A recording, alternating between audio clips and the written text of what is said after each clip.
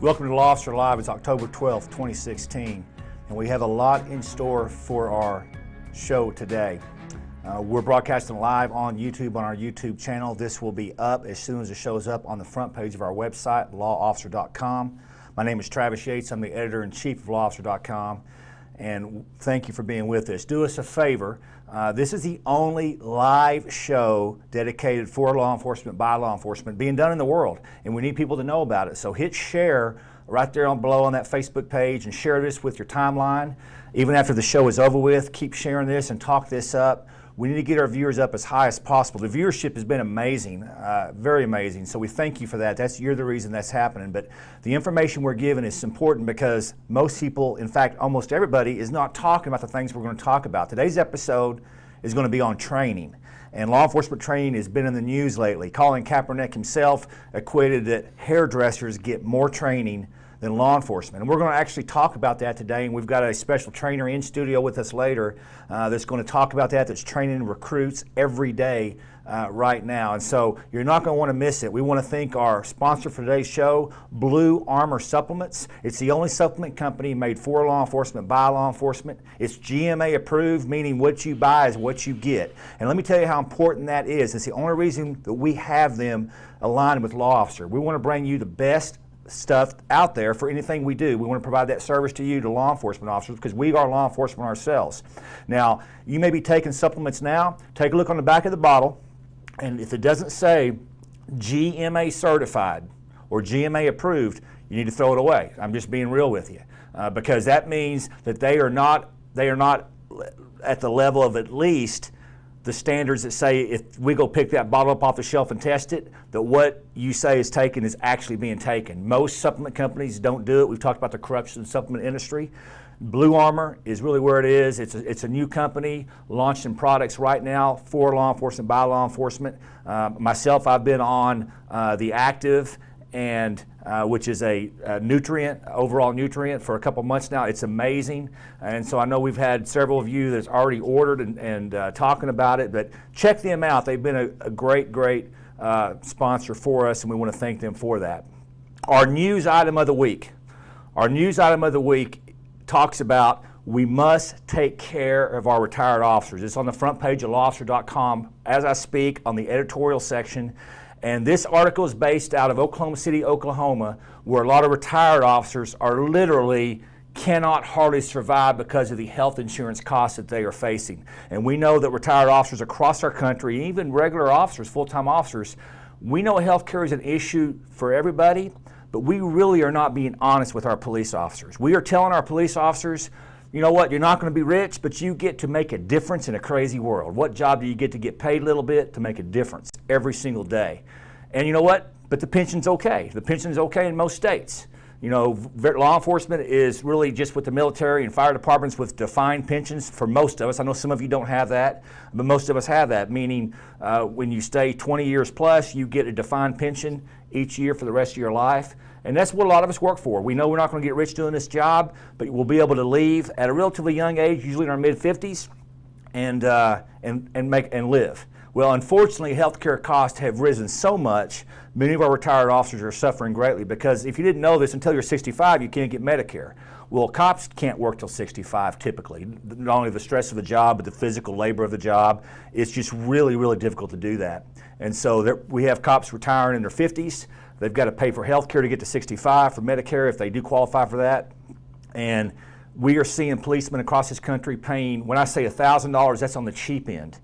We've heard as high as $1,600, $1,700 a month for retirees. So can you imagine that? Hey, great job. Maybe you've done okay with your finances. You've paid your bills off, paid your house off. Now you get 50% of your pension. But guess what? Now it's 20% because you're paying for health care. So we've got the article up right now. Please go check it out.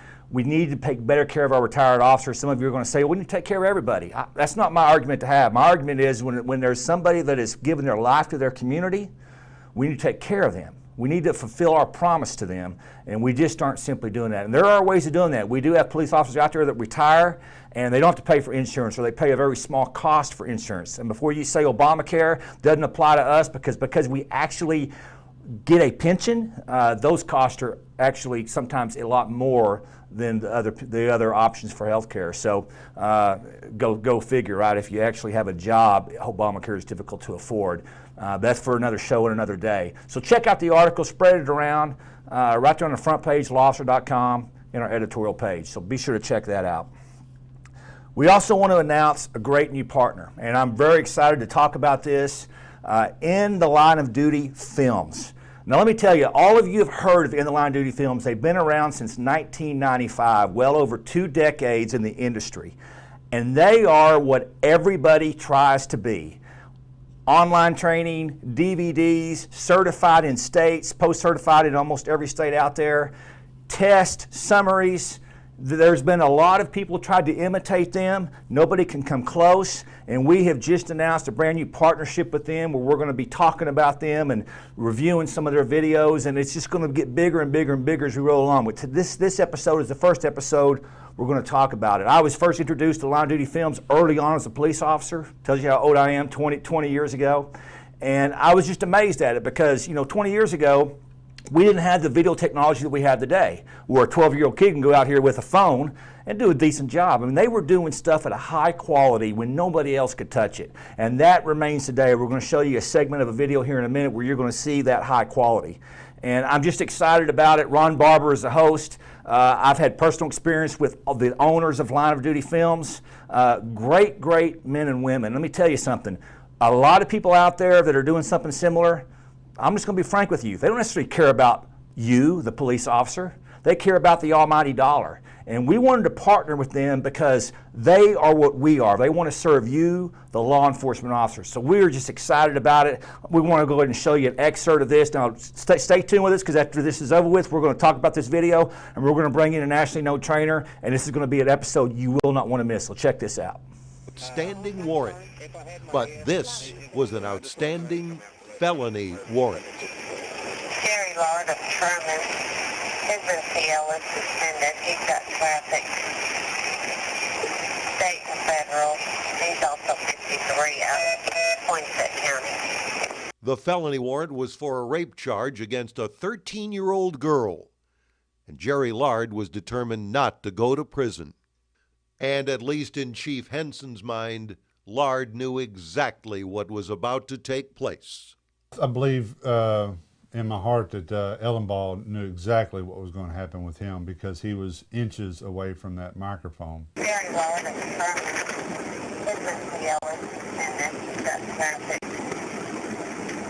state and federal. He's also 53 out of Poinsett County. Jerry Lard may have heard it, but he was a good 5 to 7 feet away from Jonathan's microphone.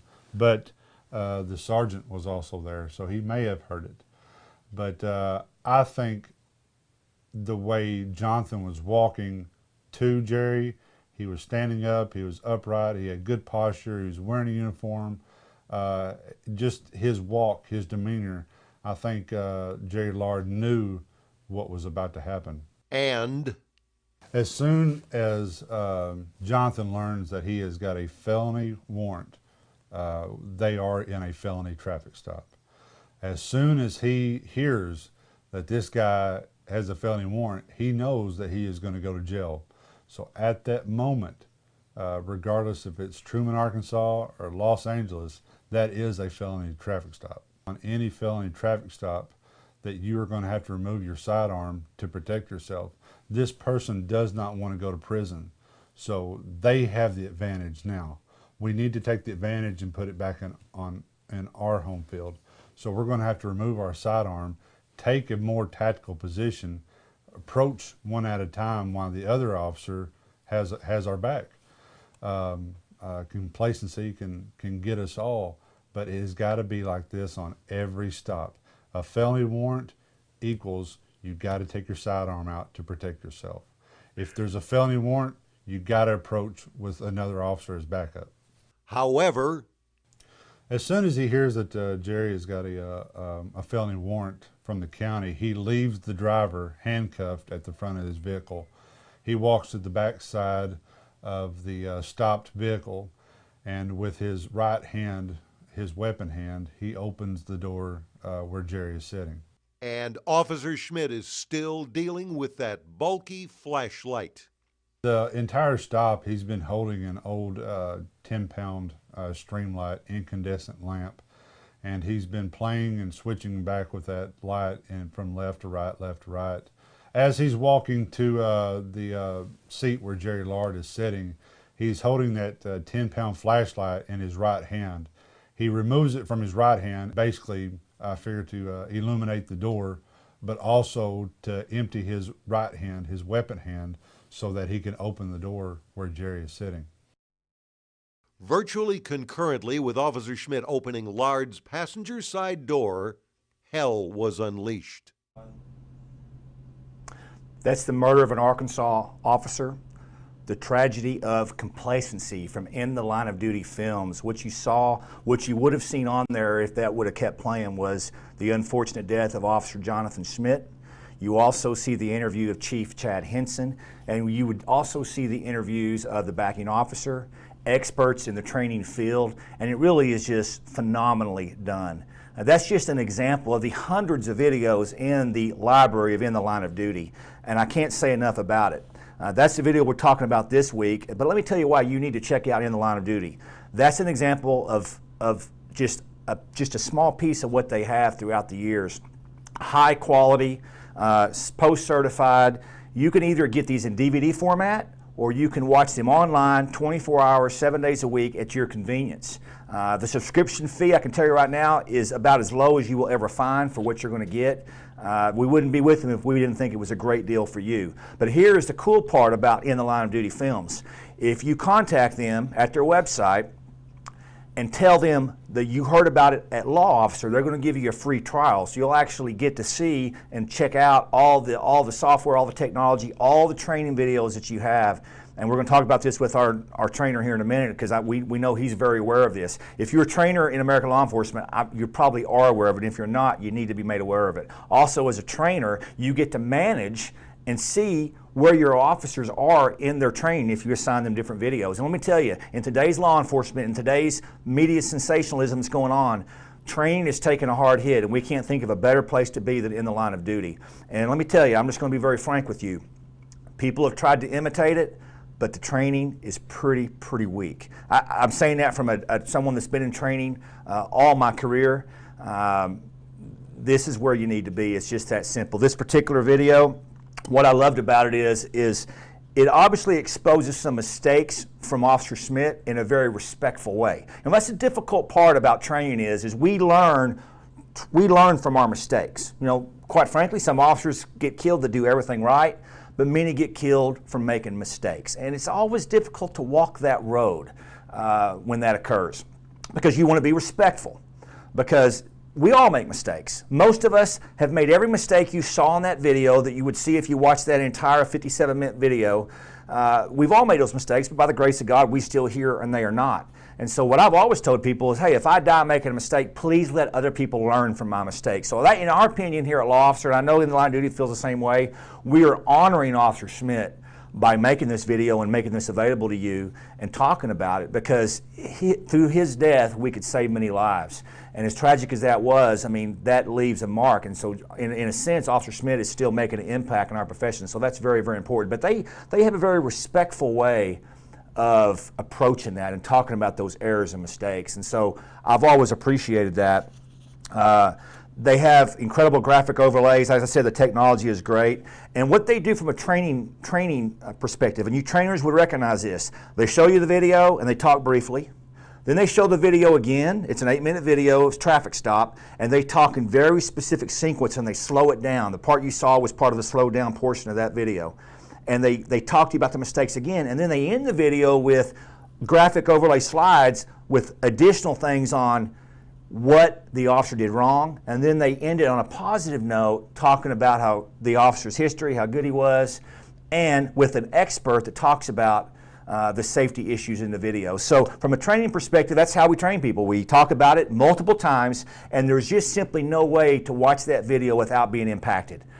It's a very passionate video. It's an emotional video, and in my experience, when you deal with emotions in a classroom or in a video setting, that makes a difference. So In the Line of Duty has just mastered that craft. So we can't thank them enough for providing this for us today and letting us talk about this, for partnering with us. You're going to hear more about them on our website and in our store. But let me really encourage you to go to their website and at least get the trial run, their subscription-based package, which I think is incredible. I know the cost of it. I'll let them talk about the cost, but I can tell you right now, no one can beat what they are doing for you. And with the click of a button, so to speak, you're going to be offering your officers or yourself hundreds of training videos. But those training videos are not just training videos. They come with exams and tests and summaries. You see, it's one thing to watch a 3-minute video for entertainment, which, by the way, is what a lot of people are doing in this industry. I think it's unfortunate. You know, they call it training, but it's nothing more than entertainment. It's quite another to give someone a full-featured documentary-style video with an exam, with test questions, and with the talking points to talk about. That is real training. And I think with the online medium, while it's become very, very powerful for trainers, it's also been abused. In the Line of Duty is doing it right. We can't recommend it enough, and thank you for that. It's right there. You got something squishing there. It's my phone. Okay. All right. About the trainer we're bringing on. You're going to love what this guy has to say. Before we bring him on, we want to show you a video. So check this video out. It's right there. You got something squishing there. It's my phone. Okay. All right. Bro, okay. I'm legit. Like, okay. Yeah, bro. Do you have anything illegal in your pockets? That's all I'm asking. Can I search your pockets? No, sir. Okay. I don't, sir. I don't have it.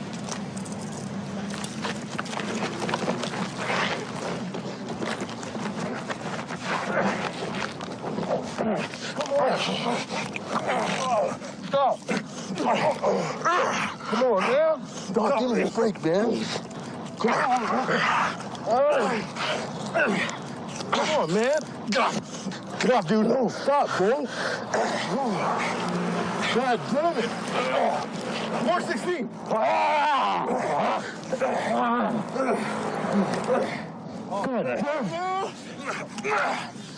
it. Hey, help me, dog. Down. Help me. Oh, wow. Wow. What the?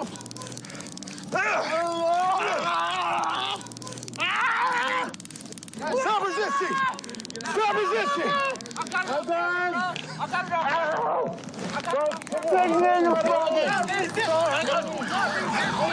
Stop resisting! Stop resisting! I'm homeless! Okay. Roll over. I'm homeless, man! All right, I got one arm. Okay. Hey, you got it. I'm okay. My left arm just don't catch both. All right. I'm homeless, bro. Okay, that's fine. I'm homeless, dog. Thank you for joining us on Law Officer Live on this Wednesday evening. We're going to be taking your questions, so hit the Facebook comment section, share this video. We're the only one in the industry that is bringing you a live show dedicated to law enforcement by law enforcement with live audience questions. So please share that and let's get this message out.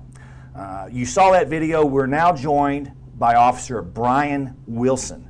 Brian Wilson is a 10-year veteran. He's a SWAT team member. He's a defensive tactics instructor. He's the owner of Sheepdog Combatives, and he also happens to be a brown belt in Brazilian Jiu-Jitsu. So Brian, thank you for being here. Thank you for having me. You saw the video. Obviously, you're training recruits every single day. You're a full-time Academy instructor. Tell us what you thought when you saw that video there. Well, like you talked about in your intro, we want to watch these videos and learn from them, but we also want to see some things that we can maybe do better. Right. So the first thing that hits me right from the start is coming from an agency that's large enough that he's going to have backers readily available for him. Yep. If possible, let's not do our searches, let's not do our handcuffing of folks until we have that backer right there available. Yep. Because he did a fantastic job of managing that guy on the ground. I mean, phenomenal. Mm-hmm. I've showed that to recruits, I've showed it to guys in combatives classes. I mean, you use it as an example. But let's cut to the chase right away. That could have been handled much better if it's a grounded grounded incident with 2 officers with one subject. So Multiple officers is always better. absolutely. Now, let's say you are that single officer in the middle of nowhere, and all of a sudden that encounter begins. He controlled him, as you said, very well on the ground. Should we be able to expect everybody wearing the uniform to be able to do what that man did? Or is that because of his size or whatever? Or should we expect that? It definitely wasn't because of his size. I think when you look at the suspect and the officer, they were similar size. Suspect may have actually been a little bit larger. Right. It was all skill and training, because you can see in that video the training doesn't lie. Okay. Right. That officer had trained. He trained for that incident, Yeah. and he trained in the fundamentals. And when these critical incidents occur, you fall to your level of training. That's right. Now, I'm not going to date myself, but when I went through defensive tactics training in the Academy, if I remember right, it was about a week, so not bad, 20-something years ago. But I pretty much remember this. If somebody starts resisting, grab their elbow, push their nose, push these pressure points, and it was just, quite honestly, in a real-world fight, and I've had a few of those, none of that stuff worked. Were we doing it right back then, and how have we changed to try to modify it to today's environment? I think to speak about the past, I think we're always doing the best that we can with what we've got. And really, before the rise of ground fighting and the rise of mixed martial arts and other forms of training that really integrate everything together, I think we were doing the best that we could. We have the luxury today of not having to fall back on traditional martial arts forms, pressure points, joint locks. We have the ability to actually train folks in real world fighting.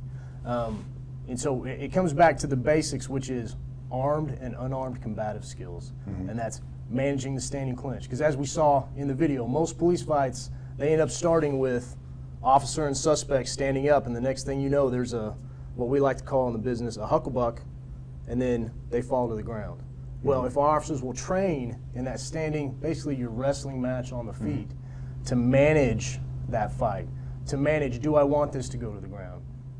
If it does go to the ground, how do I make sure I'm in a dominant position, which this officer did. Went to the ground, took a top position on him. As you can see, he's showing restraint, and he's showing reasonable force with what he's doing. He's controlling the subject. And let's be honest, it was a dangerous situation for him. You know, you mentioned the onset of jiu-jitsu and UFC fighting and ground fighting. That has changed the game, is it not?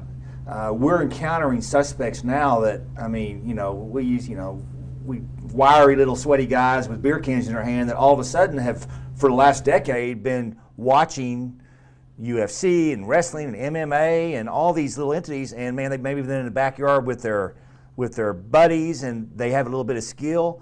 That's dangerous for our officers today, is it not? Absolutely. And it's key that our officers understand that difference in who they're dealing with. We're in a state that's a huge wrestling state. Many states across the country are. So you know whenever you're getting into an encounter with somebody what that person's skill is, normally on first touch. On first touch, you know what you're getting into. And it's about having the confidence in your abilities and the confidence in your training to work through the concepts that you know. And that's really the biggest difference, I think, between what I hope most agencies are doing now with their defensive tactics versus 20, 30 years ago. Well, unfortunately, we do have a lot of resistance from law enforcement out there. We're not going to get into LVNR probably tonight, but if you have some LVNR questions, please throw them on Facebook. But there's a lot of resistance with some agencies to actually go to this type of fighting. And if your defensive tactics is nothing more than handcuffs and grabbing by these pressure points, and my favorite one was the nose. Yeah, like you're gonna put my finger up by someone's mouth. But what would you tell these agencies that have kind of been resistant to do that on why they should move towards a more of a ground fighting style type tactics? Well, they're not doing their job, because there's 2 things that we're really talking about here. We're talking about defensive tactics in one portion, and then we're talking about combatives and fighting in another. And they're really 2 different worlds. So your defensive tactics is your handcuffing, your positioning, your use of force, your policy, all those things that we're talking about, custody and control of subjects. Okay, so we put that into a box. But fighting is a different animal. So when we're fighting somebody, we're not yet at a place where we're taking them into custody. They're not under control, and they are trying to hurt us and do us harm. And so that's what we're failing to train people in. And I hope most agencies, and a lot of agencies I know, are doing a great job, but we have to do both. We have to teach people how to take people into custody, but we also have to train people for those few instances, maybe never in their career, maybe many times in their career, when they get the tiger by the tail, and it is a fight. And there's a difference between custody and control and a fight. Of course. You work full-time at a basic police academy. I know that a lot of the recruits that you get in there have never been in a street fight.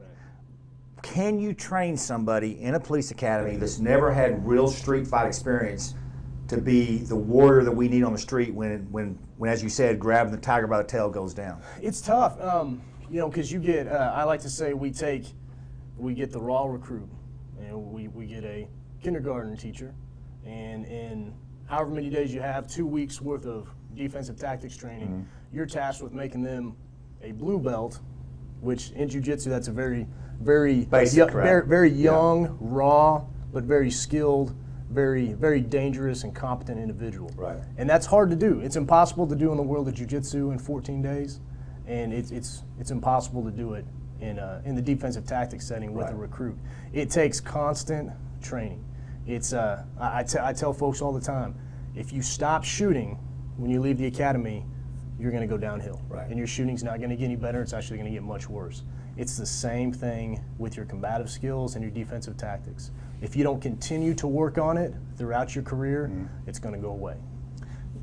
Let's say you are an officer watching this, or a deputy, and we don't get caught up in all that. You know, you're a hero to us. Absolutely. And you're in a department that's not providing the correct training.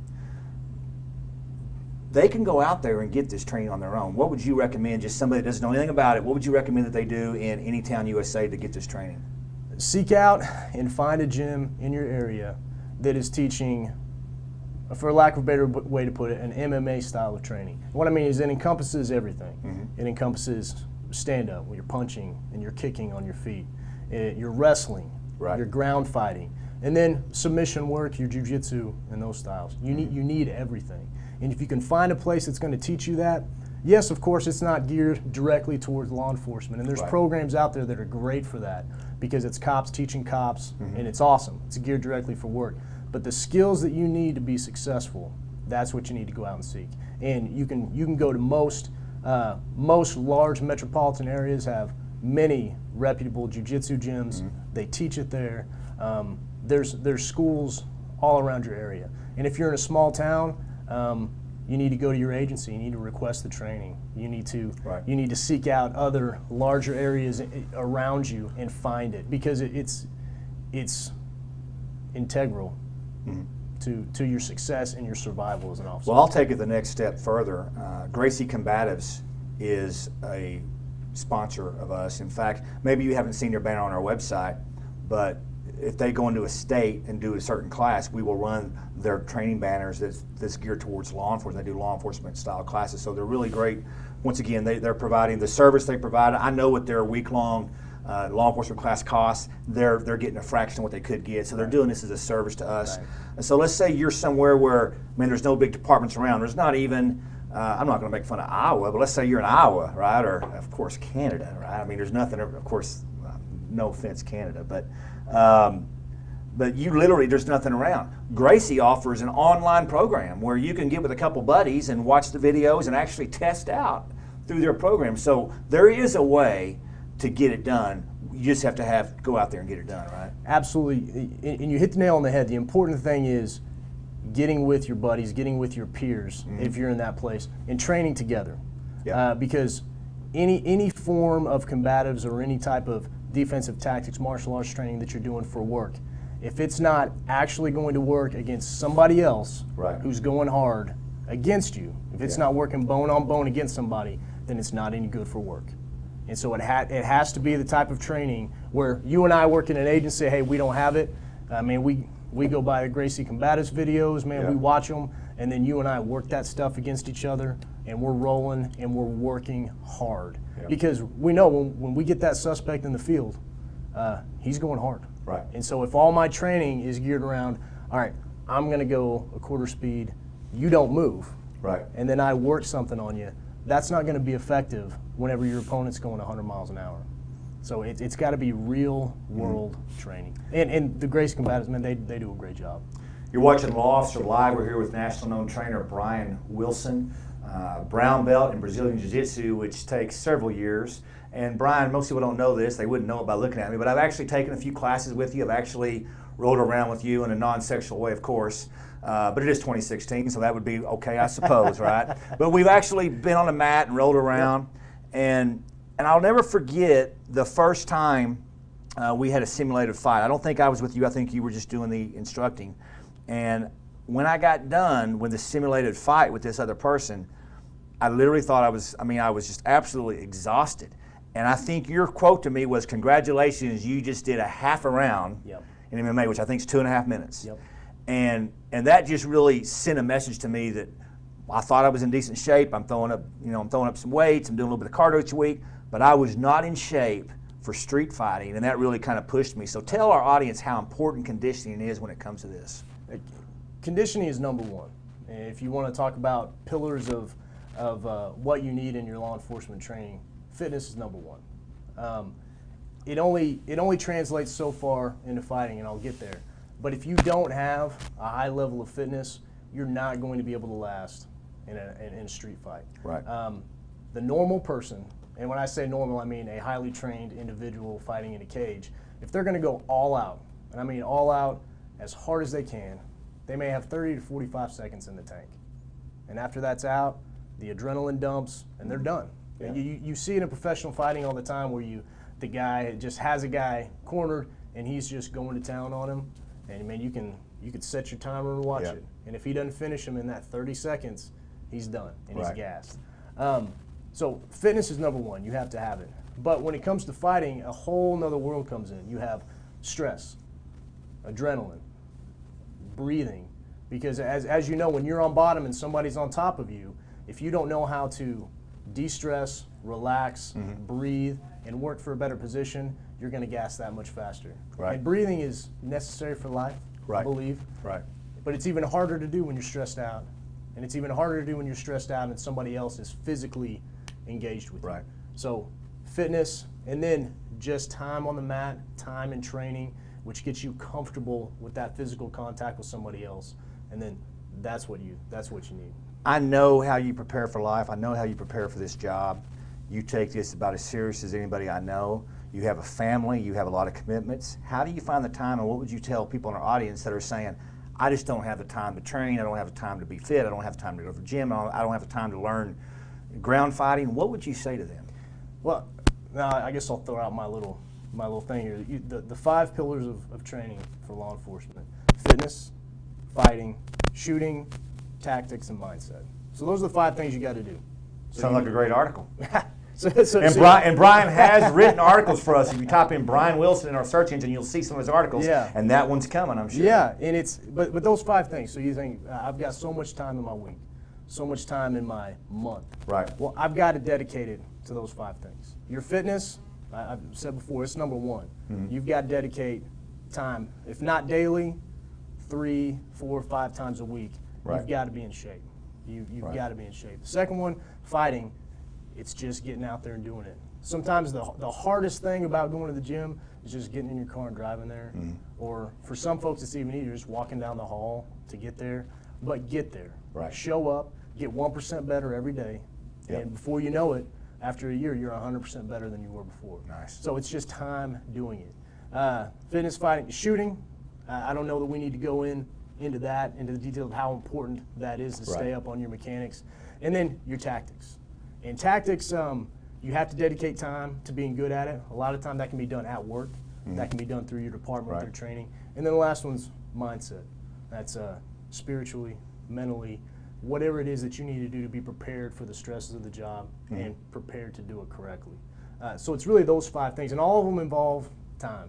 Yep. And then, of course, you add into those 5 things your wife, your kids, your church, your other responsibilities, and it gets heavy.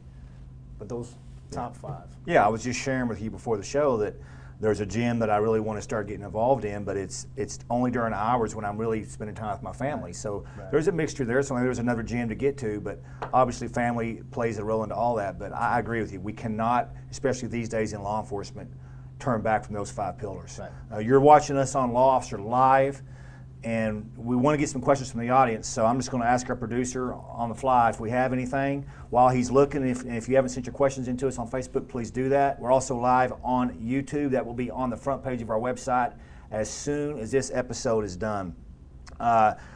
We heard Colin Kaepernick say a few silly things lately, and I don't agree with him on a lot of things. But he actually said something that I do agree with him on. This is what he said. He said, hey, there are hairdressers in America getting more training than law enforcement officers. And quite frankly, that's something that I've hit on for years, that we don't get enough training hours. What are your thoughts on that, being that you do this full-time for a living? Well, we're professionals. And I think the minute that we realize that and we own that we are professionals. So to borrow the extreme ownership line, let's take ownership of this. And let's say we're professionals, and let's look inside ourselves. Are we training enough? Yep. Am I training enough? Is my agency training me enough? Right. And if you're me, my answer is always no. I'm not training enough. Right. I'm not training other people enough. So we need to do more. Yep. We need our departments to do more for us. We need to seek out training opportunities on our own. And if it's all we can do to work out every single day, shoot as often as we can, and get in and roll around with our buddies so that we're prepared for that street fight, then let's do that. It's a professional athlete, their job is to train. That's their job. So Colin Kaepernick goes to work, and he has meetings and workouts and practice, and then he performs once a week. Maybe, or he's setting the bench. Maybe. We, on the other hand, we have an 8, 10, 12-hour shift every single night that we're performing. Right. And in that off time that we have, be it maybe 12 hours a day, that's where we have to fit in. How are we going to train? How are we going to prepare? We've got to find the time to do it. It's absolutely necessary. Yeah, and I would ask the leaders out there, maybe sergeants and above, corporals and above, people in a supervisory role that can sort of control the day of our officers, step out there on the ledge and say, give these officers some on-duty time to do some of this. That's something I personally believe in. I've been doing that ever since I've been able to do that. Of course, you're not always a decision maker to do that, but I've sort of stepped out there for years and said, you need to train on duty, you need to get fit on duty, because I think we are those athletes, Brian, just like you said. And if you played for the San Francisco 49ers, they would not like you not working out, not being fit. No. And if it's important for a football player, how much more important is it for somebody that if you lose a fight, you could die? Absolutely. So Josh, what do we have for you on questions? Of course, the 49ers will pay you to work out. They will pay you well. Of course, people entering the police academy, we hopefully will pay them too. So we'll get into if someone's wanting to come to the police academy, what they need to do a little bit later. Good question came in. If I could only afford CrossFit or MMA, which one of these should I do? Wow, that's good. That's a loaded question. I have friends on both sides of that argument that are going to beat me up. That's an awesome question. Who gave us that question? Over this. That's Alexander. Awesome. Alexander, I really like that question. What I'm going to side with is MMA. Okay. And my reasoning is this: if you dedicate training to MMA, jiu-jitsu, wrestling, boxing, whatever it is, you are getting physically fit in the process of doing it. You're not only getting a workout, because as you know, you've come in and trained. Were you sweaty and tired and all your muscles ached after you got done? Absolutely. Yep. So you are working out and you're preparing for work. So you're doing both. I will say, because I do a lot of CrossFit myself, I love it. If you are unable, or if I'm unable to get into the gym to train one day, you better believe I'm doing CrossFit, because there's nothing that's going to get my heart and my body prepared for the physical stresses of a fight quite like CrossFit. But if you had to do one or another, because I have more friends that will beat me up on the MMA side, and I truly believe you've got to get the training time in on the mat. Yeah, I actually agree with you, because if you had to choose, the ground fighting is a workout in itself. Absolutely. I can tell you very often I can't go to ground fighting class if I've been to a workout or CrossFit class before that. It's just too taxing. But with that said, I don't think you have to choose, Brian. I think there's enough online resources for CrossFit to do that on your own, not to pay for it, so to speak. I believe in helping out small business and CrossFit boxes. But if you have to choose to pay for your ground classes, your jiu-jitsu classes, and then do CrossFit on the side. I will say, coming up into the month, you're going to hear it from us. We're going to start offering, I'm kind of giving you a preview, an online portal for workouts, something we've been working very, very hard on. And so that should help you, and that will be at a fraction of the cost of your CrossFit box. Speaking of training, you were talking about people going out and seeking training earlier. And of course, with technology, we have the opportunities with online training, we mentioned in-the-line duty films earlier. You didn't know I was going to ask you this, but you obviously work in an academy, so you have experience with in-the-line of duty films. What's your thoughts on it? I love it. My first experience with them was when I was going through the academy and watching it. And in one phrase, it was eye-opening. Yeah. It was eye-opening because if you don't, hopefully every agency has trainers that are able to articulate the case law and the reasonableness behind the actions that the officers are taking. But if they don't, those videos and the training that they give you, it's second to none. It is. It's incredible. I've been perusing their website since they signed on as a partner with us and looking at some of their videos. And I love the technology behind it because I'll watch a video and it will actually send me an email telling me this is where you stop in the video. And I actually tried to cheat on one and try to take a test, and it said, hey, you haven't watched the video. So it actually knows it. Like I said, online training has been sort of abused because of that. We all have taken the online training, so to speak, from whatever city we're in, and we get the answer from somebody else. We don't even watch it. You can't do it here. So I think as far as a legal and defense thing for a department, you just can't beat it for the cost. So I appreciate your feedback on that. Somebody's watching this, Brian, they're looking at you, you're a police academy instructor, and they're wanting to go into the police academy. What would you tell them? How should they prepare before that first day of the academy? Mentally prepare. That's the biggest thing I would ask for them to do. When the recruits come in, the raw recruit comes in the first day, they need to have already made the decision before they get there that, yes, the oath that I'm about to take in 6 months, however long it is, with my life if need be, that they mean that. Right. But not only that they're willing to act to save the lives of the citizens, to save my life, to save your life, that they're willing to take those actions needed to defend life. And it's unfortunate, but I think a lot of recruits that are coming in now, they don't make that decision before they come in the door. It's made for them the first day, the second week, 4 months down the road. And it's really a very personal, a very moral, and it's a decision that needs to be made before they come in. Second thing is be physically fit. If there's one thing you can control, you can't always control how you're going to respond to the training. There's so many facets of academy training. You're not going to succeed in all areas, okay? But you can be physically fit. Right. You can walk in the door being able to physically perform all the duties and tasks they're going to ask you to do, and there's really no excuse for it. Right. So yeah, their mindset and their physical fitness. If they walk in with those two things, no ego, and they're open to learn, and they're open to be molded, Right. I'll take one of them every day of the week. Obviously, law enforcement has been bashed pretty good. We have been very clear here that we don't think it's called for. We think it's a false narrative.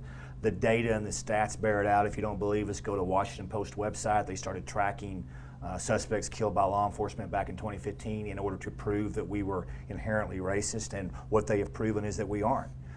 In fact, there's a PSA listed on the front of our website right now, where some stars did a commercial about police brutality and unarmed black men being shot. We ran the numbers after that in 2015, thanks to the Washington Post. Thank you. 38 unarmed black males were shot by police. Doesn't mean 38 were wrong, just means there were 38. And in the same time, there were several thousand killed in violence on our streets in America. So obviously, they've picked that fight to fight while ignoring the other fight. But the media has twisted this, and you talk to kids coming out of college, talk to kids on the street, talk to teenagers, man, they think that their biggest risk is a police officer. And quite frankly, that's just ridiculous, and we all know that. How has this affected recruiting the way you see it since you work at a police academy? I'm not directly on the recruiting side, but from what I've seen from my time at the academy, we have not stopped getting quality individuals in the door. Because I don't know that it matters so much. It does. I don't know how much it actually matters with everything that's going on. There are people, and there will always be people, who want to do the right thing, and they feel a calling to do this job, because this job is a calling.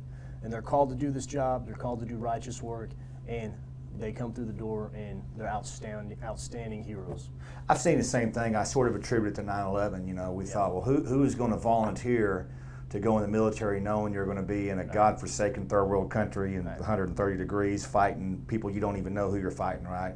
And people just signed up by the thousands. I mean, people just raised their hand up, and we had all sorts of people that went and did that. So I sort of attribute to that. Not that this is Iraq or anything, but it's that we're in peril. We've been attacked. You know, we've been abused, and people are saying, "Man, that's for me. I want to do what's right. I want to be what's righteous, and I want to do good in this world." And I've seen lots of people come out. We know that there's been an increase in applications in Dallas after that encounter, and all over the country. So I agree with you, and thank God we have men and women that are willing to serve their communities. Absolutely. So I know you teach a lot of use of force training. This question has come to us a lot, this key word, de-escalation. You know, we hear this a lot. Policemen are not de-escalating situations. Well, we actually de-escalate all the time, but it's hard to de-escalate when the other party is not de-escalating. So what have you done in your use of force training? First off, have you altered that at all to incorporate de-escalation, or have you always been doing that? Where I work, we haven't altered anything. De-escalation has always been a part of what we do. Right. I think it's different from what most people understand it to be, because you're absolutely right. If you're very upset, it's impossible for me to de-escalate you. There's nothing I can say. There's nothing I can do. I can't make you breathe and slow your heart rate down. I can't make you calm down. Right. What I can do is I can de-escalate myself. So when I roll into those hyper intense situations, which just coming into that, it's almost like you walk into smoke and the tense, your blood pressure goes up, your heart rate goes up. Not a whole lot that I can actually do to de-escalate you. I can de-escalate myself. Right. And so we've worked very hard on that. You know, your combat breathing, your mental rehearsal, your positive self-talk, those are things that you can de-escalate the situation within yourself, and you can better handle the situation. I like what the St. Louis County Police Chief said. He lost an officer over the weekend. He said this before he lost that officer. You know, they were hammering him about de-escalation. And he said that we can't de-escalate someone shooting at us. Right. And that's what people just don't seem to understand. Right. They think that it all lies on the police officer, when in fact it takes two to de-escalate. And we can de-escalate all we want, but if someone else wants to do us harm, it's very, very difficult. And quite frankly, we're often dealing with people that are on some sort of substance, or whether it's alcohol or something else. And it's just really difficult in that situation to de-escalate. The other sort of key word we keep hearing is that policemen should have sanctity of life inside their use of force policies. They should have the sanctity of life. And quite frankly, I'm just going to be honest, where I stand, I don't know where you stand, that insults me. You know, of course we have the sanctity of life. Right. You know, that's why we become police officers. We become police officers to save lives, to preserve life. We're in communities where people are being murdered, and we're there to stop that from happening. So of course we encompass sanctity of life. But for some reason this key word keeps popping up, and tell us how you've incorporated that, or what your thoughts are on that.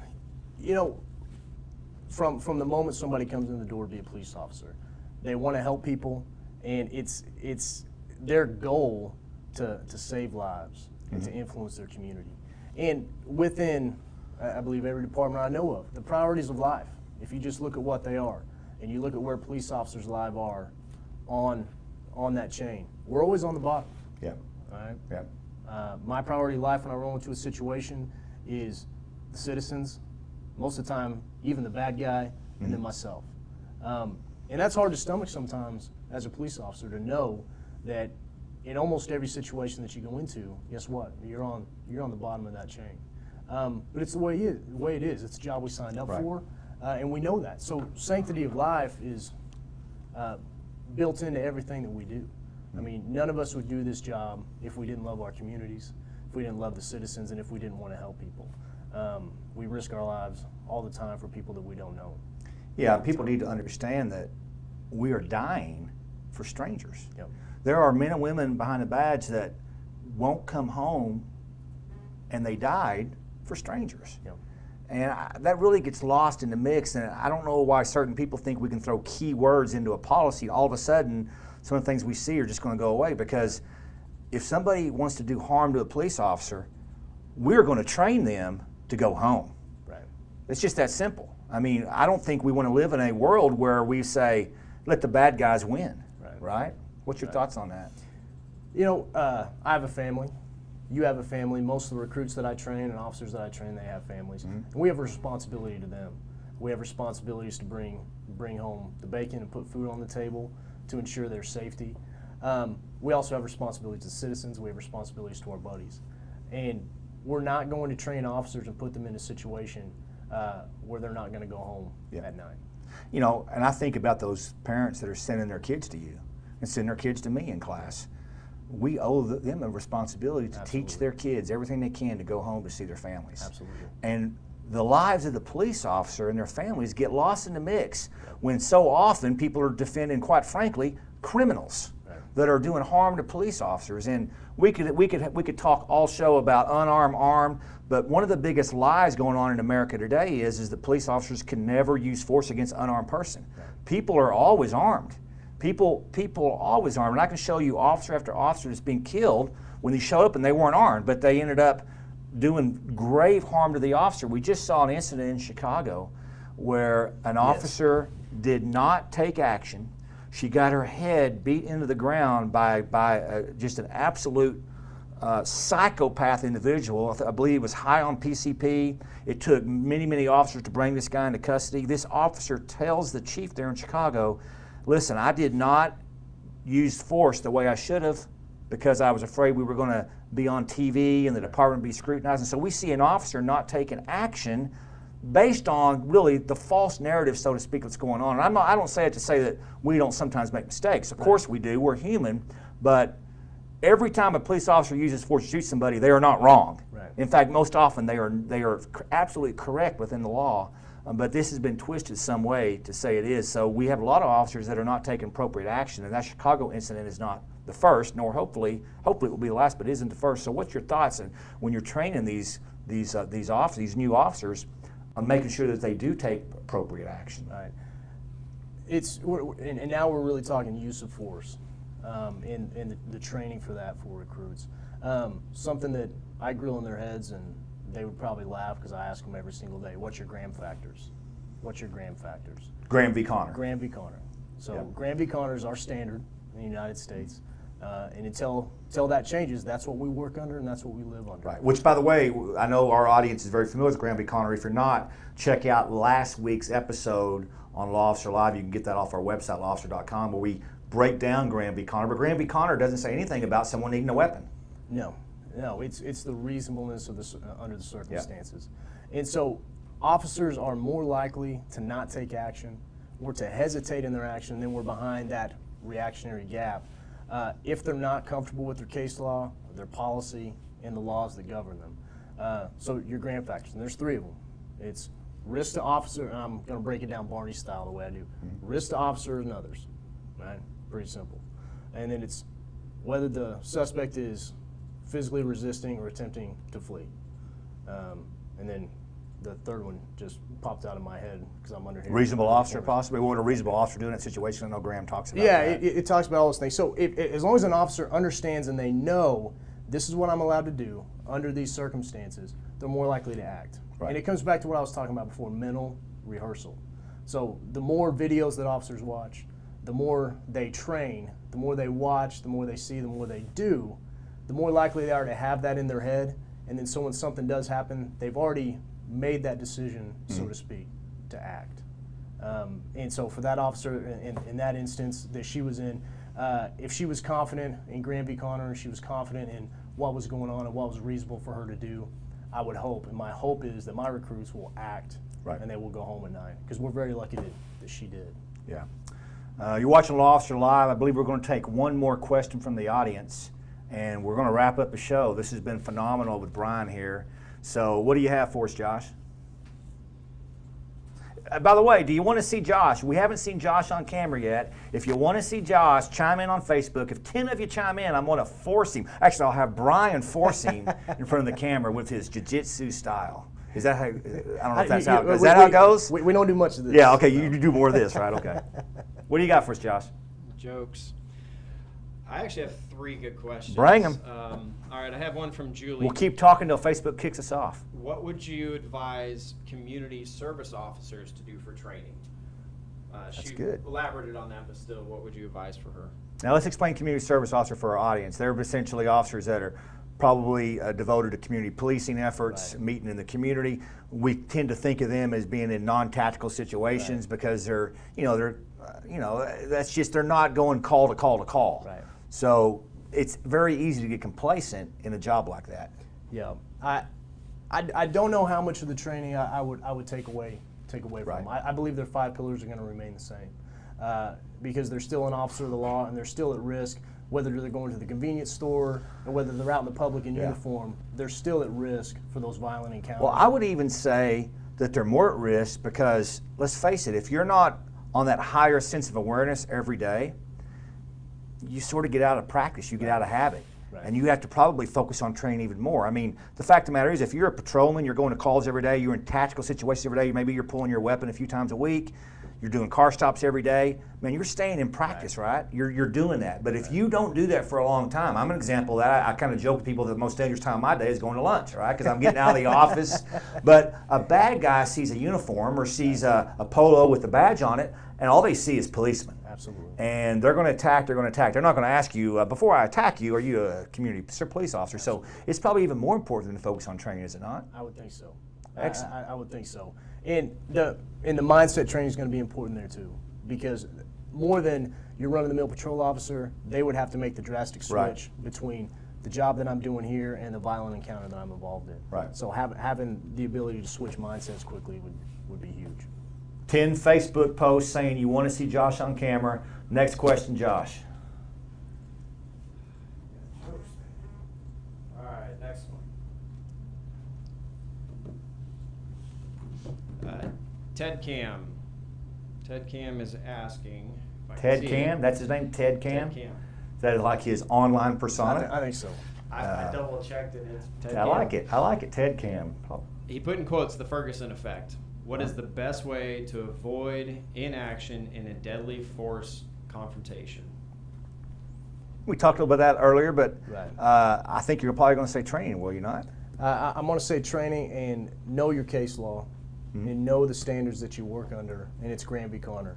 And so know the situations and I keep saying it, mentally rehearse those situations that you could find yourself in that are in that gray area, so to speak. I think the difficult part is you talk about the mental aspect so much, and you've got to overtrain to overcome what you see in the media. Yes.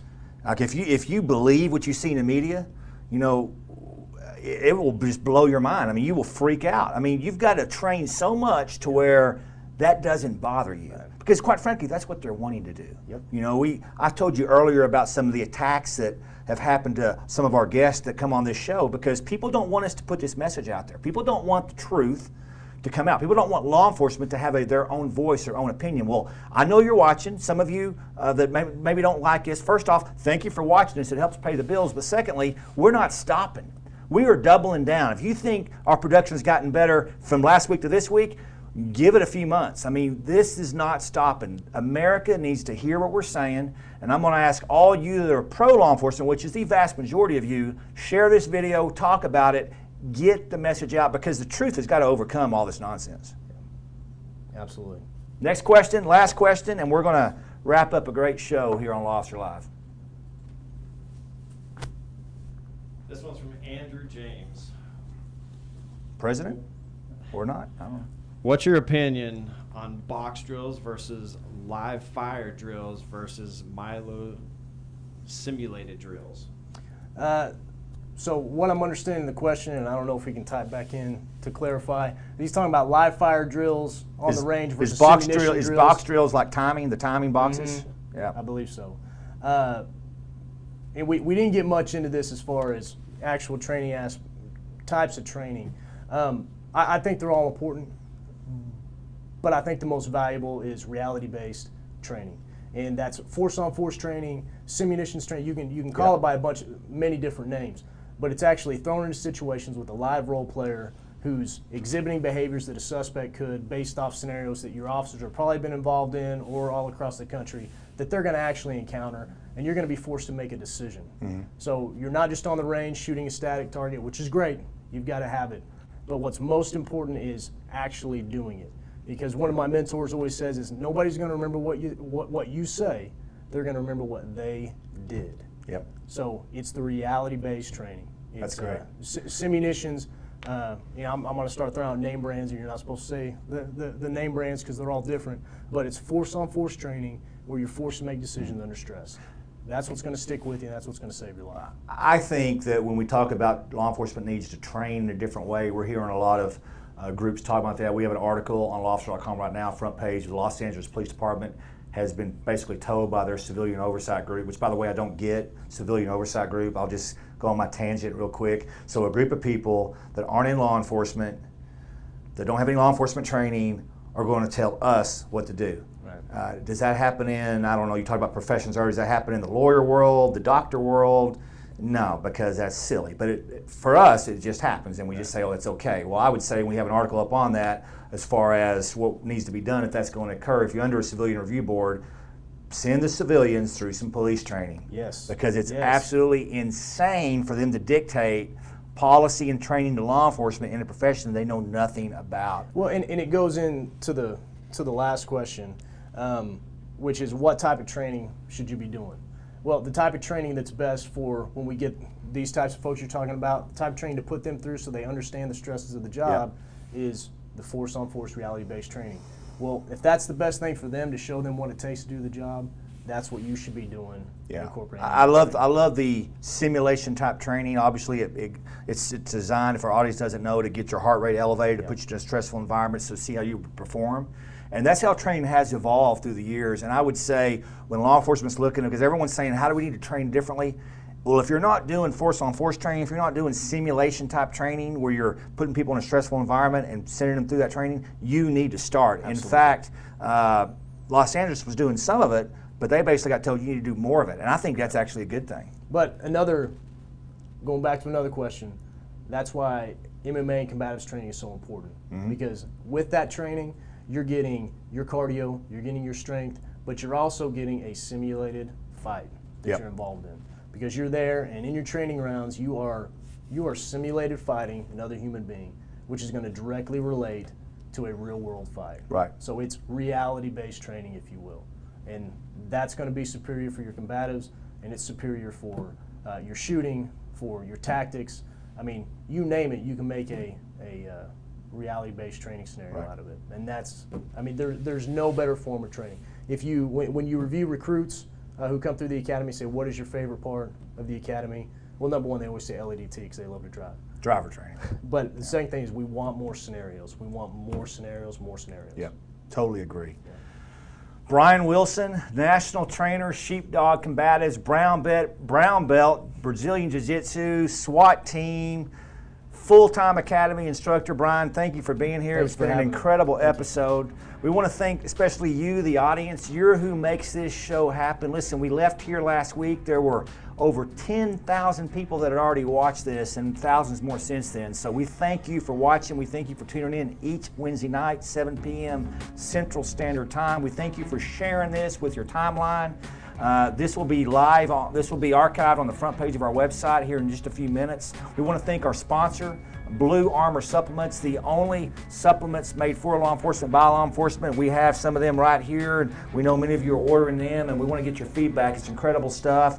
We thank our new partner in the Line of Duty Films. It's going to be next level stuff what you see with them, and we're very, very fortunate to bring them to you and to serve you, the finest group of men and women in this country. Thank you for what you do, and thank you for joining it. This has been a great time on Law Officer Live. I'm Travis.